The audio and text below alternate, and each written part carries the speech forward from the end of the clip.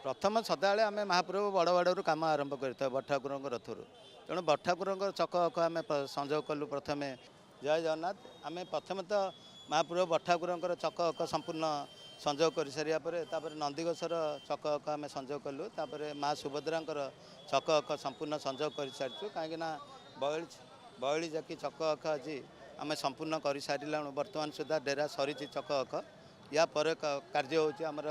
दंडा कार्य भी दंडा भी आमर कलसा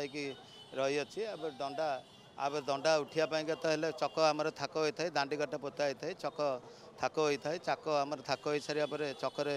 मेढ़ी लगी था अखरे मेढ़ी लगी था चक्रे बंध लगी था तापर आम पांचदंडा रथ उपरକୁ उठेबू और पांचदंडा रथ उपरକୁ उठे सारापर आम द्वितीय नंबर हरिबोलटी भी आम पकेबू प्रथम सदाବେଳେ आम महाप्रभु बड़ बड़ू कम आरंभ कर बड़ ठाकुर रथर तेणु बड़ ठाकुर चक अख आम संजोग कलु प्रथम 14 चक्र 2 चक संजोग होता आमर भौरी यात्रा आ 12 चक संजोग कलु 6टी अख सहित 12टी चक संजोग कलु तापर भी नंदीघोष रथर भी आमर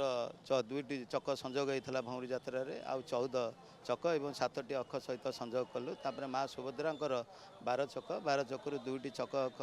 भौरी यात्रा संजोग होता आज आमर 5टी अख एवं 10टी चक सहित संजोग कलु जय जगन्नाथ।